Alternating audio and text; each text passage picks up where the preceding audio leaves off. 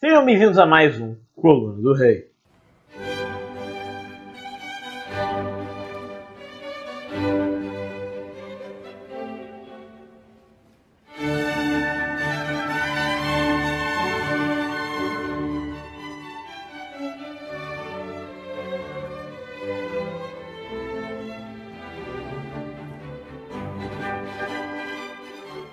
Olá, monarquistas!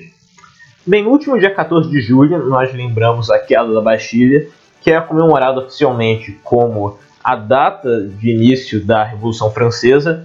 E como eu já falei algumas vezes aqui no canal e na página do Coluna do Rei no Facebook, eu não sou um grande fã da Revolução Francesa e meus motivos são que a Revolução Francesa foi aquela que começou a disseminar os ideais de igualdade deturpada, né? Não aquela igualdade perante a lei, igualdade de condições, mas na verdade uma igualdade forçada, aquela igualdade que, se você não acreditar naquilo que aqueles homens imbuídos de melhores ideais ou aqueles revolucionários acreditam, você merece ter sua cabeça cortada.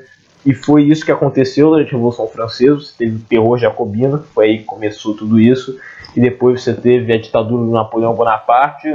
E ainda mais as pessoas ficam disseminando essa ideia de que a Revolução Francesa era a favor da liberdade, da fraternidade, que na verdade são ideias opostas ao ideal que é de igualdade deturpada que a Revolução espalhou e pregou durante o seu período.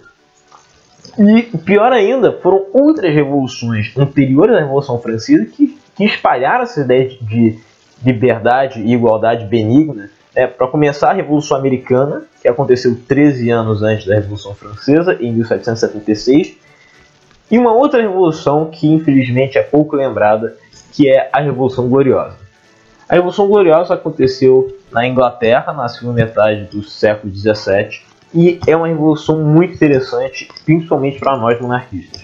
Bem, na Inglaterra, na primeira metade do século XVII, ela era governada pela dinastia dos Tudors. Só que quando essa dinastia acabou, o último monarca dos Tudors não teve filhos, não deixou herdeiros, os ingleses passaram a ser governados pela casa mais próxima, que era a dos Stuarts, que era a casa escocesa. Só que você tinha dois problemas com isso.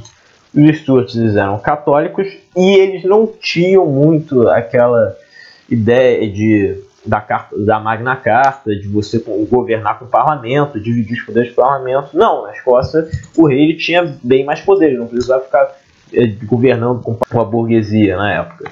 E isso gerou sérios problemas. O parlamento acusava o rei de ficar centralizando mais poder, em alguns casos realmente verdade, em alguns casos isso era um pouco exagero, mas gerou sérios conflitos entre a monarquia e a burguesia e que levou à Guerra Civil Inglesa e que os republicanos ganharam.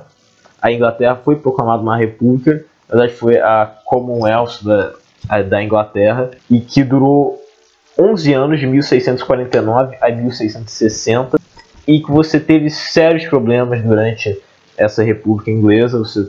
Eles viraram depois um protetorado, foi o nome mais correto, e quem governou esse protetorado durante 1953 até 59 foi o Oliver Cromwell, que tinha sido o maior líder das forças republicanas durante a Guerra Civil. Os primeiros 4 anos dessa república tinha sido sob sérias crises políticas, e o Oliver Cromwell ele conseguiu centralizar o poder dele mesmo, justamente para tentar acabar com essas crises, e ele governou como todo bom primeiro regime republicano, governou como um ditador. Toda vez que você acaba com uma monarquia e coloca uma república, você tem esse período de instabilidade, de ditaduras, e que às vezes aquele país consegue passar, às vezes não. O Brasil não conseguiu se livrar disso durante muito tempo. E você pode até conseguir estabelecer uma democracia, mas isso demora muito tempo, né? A França demorou mais de 100 anos depois da Revolução Francesa. Portugal demorou mais de 60 anos para conseguirem ser uma república estável.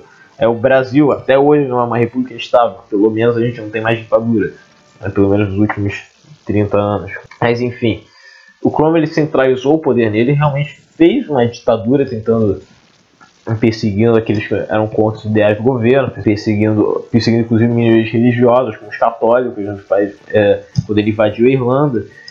Enfim, foi uma ditadura, foi um regime cruel.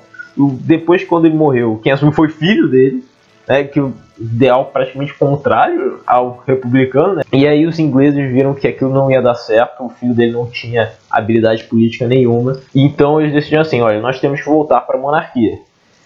E o parlamento foi justamente buscar o seu novo rei na Escócia novamente, o rei Carlos II. Só que eles tiveram os mesmos problemas, o rei era católico, o rei ele não conseguia dialogar direito com o parlamento.